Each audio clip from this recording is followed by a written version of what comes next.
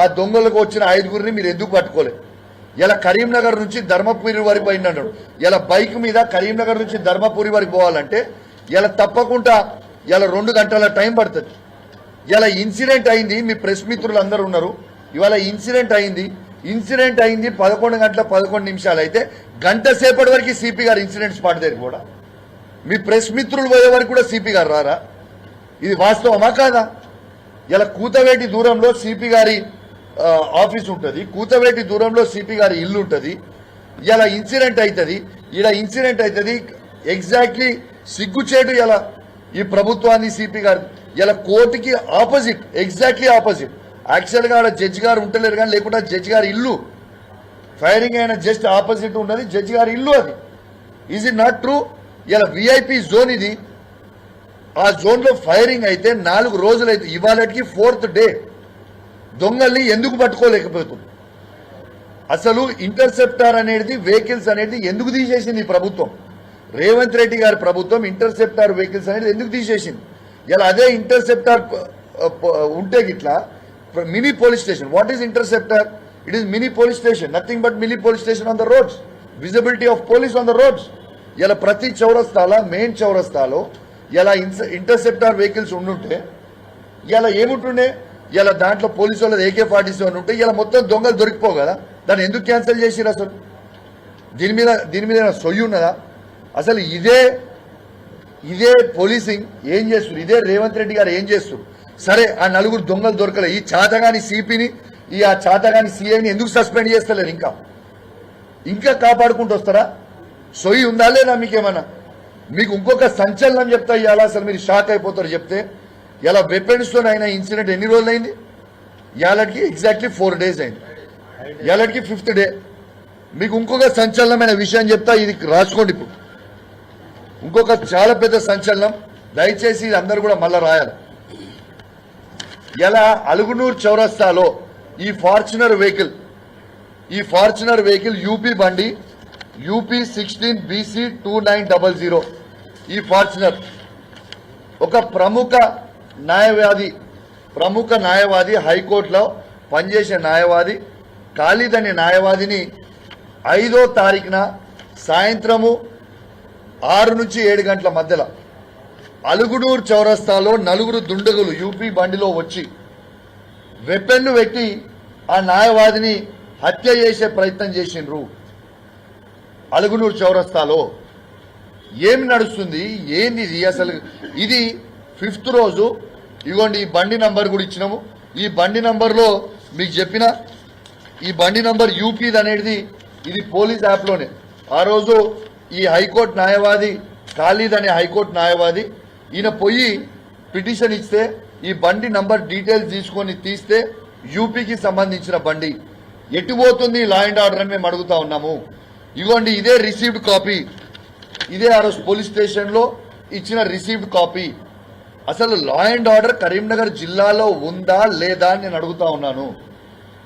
దీంతో పాటు ఆ పిటిషనర్ హైకోర్టు న్యాయవాది ఇక్కడ ఆయన పని చేసుకొని ఏదో పనికి వచ్చిండు, కోర్టులో వాదన చేసుకొని పోతున్న సందర్భంలో అలుగునూరు చౌరస్తా దగ్గర వెపన్స్ పెట్టి బెదిరిస్తే తను పిటిషన్లో వెపన్స్ తోని బెదిరించిరు అని పిటిషన్ ఇస్తే ఇదే పోలీసు వాళ్ళు ఆ హైకోర్టు న్యాయవాది మీద ప్రెషర్ పెట్టి, ఇదే పోలీసు వాళ్ళందరూ, అది సిపి కావచ్చు, అక్కడ స్థానికంగా ఉన్న పోలీసు వాళ్ళు ప్రెషర్ పెట్టి మీరు వెపన్స్ అనే వర్డ్ అనేది మీరు దయచేసి యూజ్ చేయొద్దు, ఈ వెపన్స్ వర్డ్ అనేది మీరు యూజ్ చేస్తే మీ పిటిషన్ తీసుకోము అని వారిని బెదిరిస్తే వారు పిటిషన్ ఇచ్చిపోయిన తర్వాత ఇలా హైకోర్టు న్యాయవాది ఇలా హైకోర్టులో వేసిండు.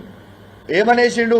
నేను ఈ పిటిషన్ నన్ను వెపన్స్ తో బెదిరించిర్రు అనేది నేను పిటిషన్ ఇస్తే పోలీసు వాళ్ళు నన్ను ఇయ్యనియలేదు అని ఇలా హైకోర్టులో పిటిషన్ వేసిండు ఆ న్యాయవాది. సిగ్గు, శరము, లజ్జ, మానం ఉన్నదా అని అడుగుతా ఉన్నాను. ఇది తెలంగాణ రాష్ట్రంలో అసలు లా అండ్ ఆర్డర్ ఎటుపోతుంది? మొత్తం గాడి తప్పుతుంది.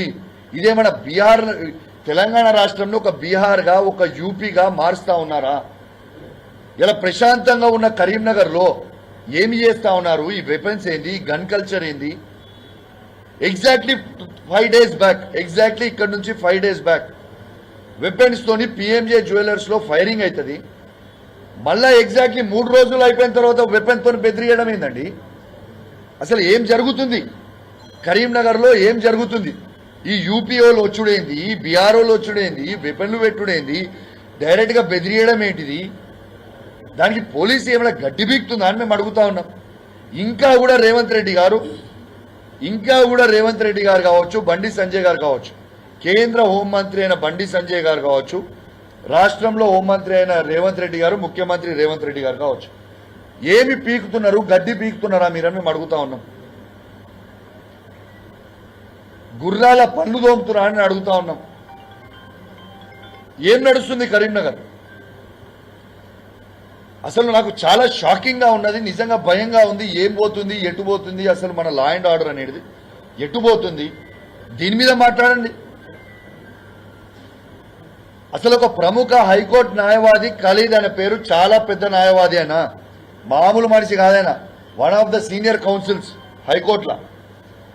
వెపన్లు పెట్టి యూపీ నుంచి వచ్చి చంపేస్తామని కరీంనగర్ నడ్డుబోటున మొన్న ఫైరింగ్ అవుతుంది, అలుగునూరు చౌరస్తాలో ఇది అవుతుంటే వీళ్ళు ఏం చేస్తున్నారు? మరి ఇది అయిన ఇన్సిడెంట్ని ఇప్పటిదాకా సిపి గారు ప్రెస్ మీట్ పెట్టి ఎందుకో చెప్పలేదు? నేను ఇవాళ ఖచ్చితంగా మా కేసీఆర్ గారి నాయకత్వంలో బీఆర్ఎస్ పార్టీ పక్షాన్ని డిమాండ్ చేస్తా ఉన్నాను. ఆ దొంగల్ని ఇప్పటిదాకా ఎందుకు పట్టుకోలేదు అని మేము అడుగుతా ఉన్నాం. ఇలా దొంగల్ని ఇప్పటిదాకా పట్టుకోకుండా రాష్ట్రం దాటించినందుకు చేసినట్టు లా అండ్ ఆర్డర్ టోటల్ గాడి తప్పినందుకు ఖచ్చితంగా సిపి గారిని సస్పెండ్ చేయాలి. ఇలా కరీంనగర్ 2 టౌన్ సిఏ గారిని సస్పెండ్ చేయాలి. వెంటనే కొత్త ఆఫీసర్లను ఇక్కడ నియమించాలి. ఖచ్చితంగా ఈ దొంగల్ని పట్టుకోవాలి. వీళ్ళతోని కాదు, నేను చెప్తున్నాను, వీళ్ళతోని కాదు. మీరేదో కౌశిక్ రెడ్డి క్రెడిట్ వస్తుంది, బీఆర్ఎస్ పార్టీ క్రెడిట్ వస్తుంది. అరే క్రెడిట్ నాకు వద్దా అని క్రెడిట్ మీరే తీసుకోండి. నాకు కావాల్సింది మా కరీంనగర్ జిల్లాలో ప్రజలై క్షేమం కావాలి, వాళ్ళు ప్రశాంతంగా బతకాలని కోరుకుంటున్నా. ఇలా కరీంనగర్లో ఉన్న వ్యాపారస్తులు అందరూ భయపడతా ఉన్నారు. నాకు కరీంనగర్లో ఉన్న బ్యాంక్ మేనేజర్లు అందరూ ఫోన్ చేస్తూ ఉన్నారు, అన్ని బ్యాంకులు. సార్ మాకు చాలా భయం అవుతుంది, మా బ్యాంకులో క్యాష్ ఉంటుంది, ఇట్లా ఉంటే పరిస్థితి, మేము కరీంనగర్లో ఎట్లా బతకాలి అని భయపడతా ఉన్నారు బ్యాంక్ మేనేజర్. చాలా మంది వ్యాపారస్తులు మాట్లాడుతూ ఉన్నారు నాకు, సార్ లా అండ్ ఆర్డర్ మొత్తం గాలి తప్పిపోయింది, నిజంగా మేము వ్యాపారం చేయాలంటే మాకు భయం అవుతా ఉంది, మేము ఎట్లా కరీంనగర్ పట్టణంలో వ్యాపారం చేయాలి ఎట్లా అని భయపడుతున్నాం. ఇలా కరీంనగర్ పట్టణంలో ఉన్న ప్రజలు, ఇలా కరీంనగర్ జిల్లాలో ఉన్న ప్రజలు అసలు ఇళ్ల నుంచి వాళ్ళ ఉన్న చిన్న చిన్న జ్యువెలరీయో క్యాషో, చిన్నపాటు క్యాష్ మధ్య తరగతి వాళ్ళు పెట్టుకోనికి, సార్ మాకు చాలా భయంగా ఉంది, మేము ఏం చేయాలనో అర్థమైతలేదు, కొంచెం మీరు ఇంకా గట్టిగా మాట్లాడండి, దయచేసి గట్టిగా మాట్లాడండి అన్నా అని ఇలా వాళ్ళు ఫోన్ చేసి చెప్పే పరిస్థితికి ఇలా కరీంనగర్లో ఉన్నది. ఇవి పట్టించుకోకుండా, లా అండ్ ఆర్డర్ పట్టించుకోకుండా రేవంత్ రెడ్డి గారు నిద్రపోతున్నట్టు, ఇలా బండి సంజయ్ గారు నిద్రపోతున్నట్టు ఇవి మీరు మాట్లాడండి. ఎస్ బండి సంజయ్ గారు, మీరు పార్లమెంట్ సభ్యులు, మీ సహచర ఎమ్మెల్యే, నేను మాతో పాటు మొత్తం అందరు ఎమ్మెల్యేలను పిలువురి. మీరు హోంమంత్రిగా ఉన్నారు, మేము పిలుస్తున్నాం, మేము ఫోన్ చేస్తున్నాం, నేను కానీ మా గంగ్లా కమలాకర్ గారు కానీ ఫోన్ చేసి రివ్యూ మీటింగ్ పెట్టమంటే